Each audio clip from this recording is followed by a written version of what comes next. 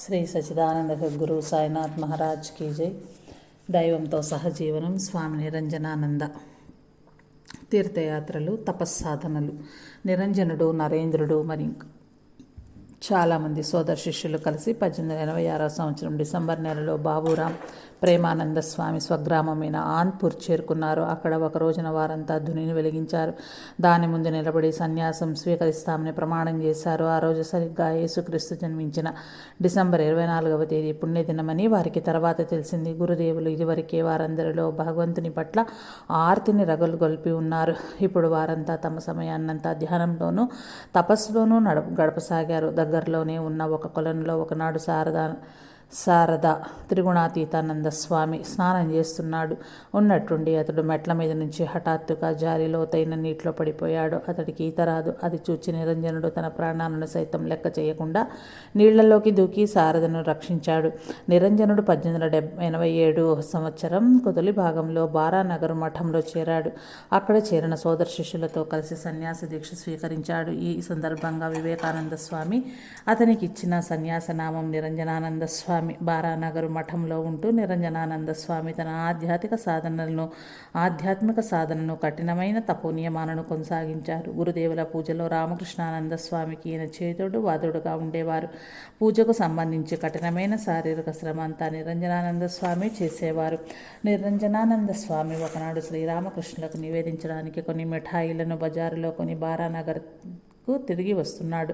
అదే దారిలో ఒక పేద స్త్రీ తన పిల్లవాడిని చేతిలో ఎత్తుకుని నడుస్తూ ఉన్నది. ఆ పిల్లవాడు స్వామి చేతిలో ఉన్న మిఠాయి పొట్లాన్ని చూచి, అమ్మ నాకు మిఠాయిలు కావాలి అంటూ ఏడవసాగాడు.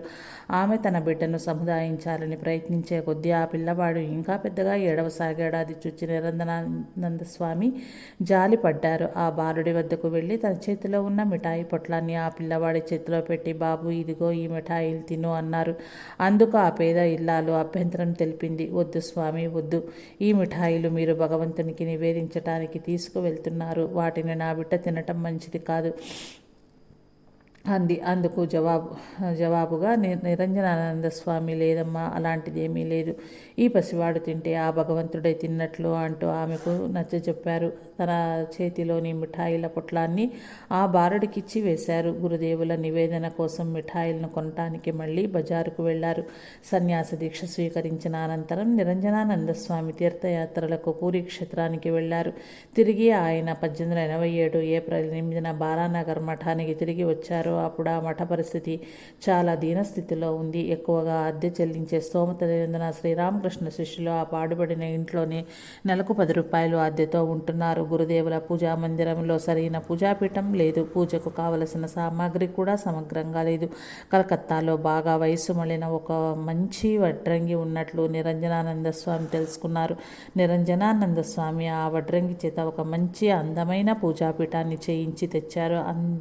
అంతేకాదు, భక్తుల సహాయం తీసుకుని గురుదేవుల కోసం ఒక మంచి శయ్యను, పూజకు అవసరమయ్యే పాత్రలను, సాయంత్రం ఆరతి సమయంలో మ్రోగించడానికి ఒక మంచి జేగంటను సమకూర్చారు. గంగానది ఒడ్డున శ్రీరామకృష్ణ శరీరం దహనం చేసిన చోట ఒక మారేడు మొక్కను నాటి దాని చుట్టూ చక్కటి పాలరాతి అరుగును నిర్మింపచేశారు. దక్షిణేశ్వర దేవాలయ ఉద్యానవనంలో శ్రీరామకృష్ణులతో సంబంధం కలిగి ఉన్న వేర్వేరు ప్రాంతాలలో పలుచోట్ల ఆయా వివరాలతో శిలాఫలకాలను నెలకొల్పాలని ఆయన అనుకున్నారు. అయితే కాలం కలిసిరాక ఆ ప్రణాళిక ఆచరణ రూపంలోనికి రావటం జరగలేదు. విరజానంద స్వామితో కలిసి నిరంజనానంద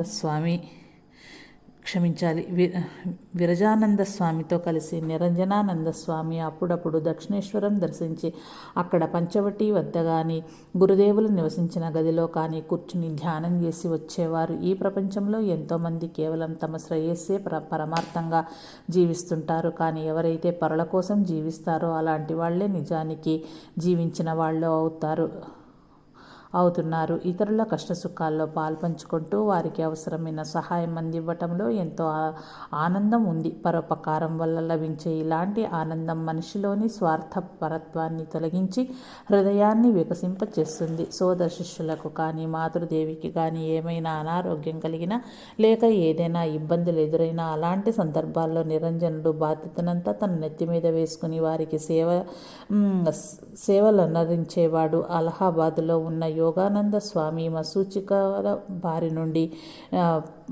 బారిన పడినప్పుడు ఆయనకు పరిచర్యలు చేసినది నిరంజనానంద స్వామియే. లాటు మహారాజ్ అద్భుతానంద స్వామి న్యూమోనియాతో బాధపడినప్పుడు ఆయనకు సేవలొనర్చవలసింది నిరంజనుడే. సేవలొనర్చినది నిరంజనుడే. బలరాం బోసు, రామచంద్ర దత్తలకు ఆమరణానంతరం ఈయన సహాయం చేశారు. జీవితంలో ఎదురైన కష్టాలకు తట్టుకోలేక గిరీష్ చంద్ర ఘోష్ కృంగిపోయినప్పుడు అతనికి స్వాంతన కలిగించటానికి నిరంజనానంద స్వామి అతన్ని తన వెంట పెట్టుకుని శారదామాత చెంతకు తీసుకువెళ్లారు. శారదాదేవి దివ్య సన్నిధిలో గిరీష్కి మానసికంగా మంచి ఊరట లభించింది. శారదాదేవి 1888వ సంవత్సరంలో కొన్నాళ్ళు కామూర్పుకూర్లో ఏకాంతం జీవితం గడిపారు. ఆ రోజులలో హరీష్ అనేవాడు కామూర్పుకూర్ వెళ్ళి శారదాదేవి గడుపుతున్న ప్రశాంత జీవితానికి భంగం కలిగించటం మొదలుపెట్టాడు. ఇతడు శ్రీరామకృష్ణుల భక్తుడే, కానీ మానసిక స్థితి సక్రమంగా లేనందున ఇతడి ఈ విధంగా శారదామాత మనస్సుకు చికాకు కలిగించేవాడు. కొన్ని రోజులకు మాతృదేవి హరీష్ చేసే ఆగడాలను భరించలేక తన ఇబ్బందిని బారానగర్ మఠంలో ఉన్న సన్యాస శిష్యులకు తెలియచేసింది. వెంటనే నిరంజనానంద స్వామి, శారదానంద స్వామి ఇద్దరు కామూర్పుకూర్కు బయలుదేరారు. నిరంజనానంద స్వామి కామూర్పుకూర్లో అడుగుపెట్టిన సంగతి తెలియగానే హరీష్ వెంటనే బృందావనానికి పారిపోయాడు. అయితే అదృష్టవశాత్తు ఆ తర్వాత కొన్నాళ్లకు హరీష్ ఉన్మాదం తగ్గిపోయి మామూలు మనిషిగా మారిపోయాడు. శ్రీరామకృష్ణ మరణానంతరం ఆయన శిష్యులు శారదాదేవిని గురించి ఎంతో ప్రత్యేకమైన శ్రద్ధ తీసుకున్నారు. ఆమె కూడా ఆ శిష్యుల సంక్షేమం పట్ల ఎంతో శ్రద్ధ వహించి వాళ్లకు మంచి స్ఫూర్తిని అందించేవారు. ఆ తర్వాత చాలా సంవత్సరాలు గడిచాక ఆ రోజుల్లో శ్రీరామకృష్ణ శిష్యులు పడిన పాట్లు ఎలాంటివో శారదామాత ఈ విధంగా గుర్తుకు తెచ్చుకున్నారు. వారంతా శ్రీరామకృష్ణుల యువ శిష్యులు. బారానగర్ మఠంలో ఎంతటి కఠినమైన జీవితాన్ని గడిపారని నిరంజనుడు తదితరులు తరచూ పస్తూ ఉండేవాళ్ళు. వాళ్ళు తమకున్న సమయాన్ని పూర్తిగా జపధ్యానాలలో గడుపుతూ ఉండేవాళ్ళు. ఒక రోజున వారంతా తమలో తాము ఇలా తీర్మానించుకుని కూర్చున్నారు. శ్రీరామకృష్ణ పేరిట మనమంతా సర్వస్వాన్ని పరిత్యజించాము. కేవలం ఆయన మీదనే ఆధారపడి ఉంటే ఆయన మనకు ఈనాడు అన్నం పెడతాడో లేదో చూద్దాం. మన అవసరాల గురించి పరులెవ్వరికీ మనం ఏమీ చెప్పవద్దు. భిక్ష కోసం బయటకు వెళ్ళవద్దు. ఇలా నిశ్చయించుకుని వారందరూ చద్దర్లు కప్పుకొని ధ్యానంలో కూర్చొని ఉన్నారు. పగలంతా అలాగే గడిచిపోయింది. రాత్రి బాగా పొద్దెక్కింది. ఇంతలో ఎవరో గది తలుపు తట్టడం వినపడింది. నరేంద్రుడు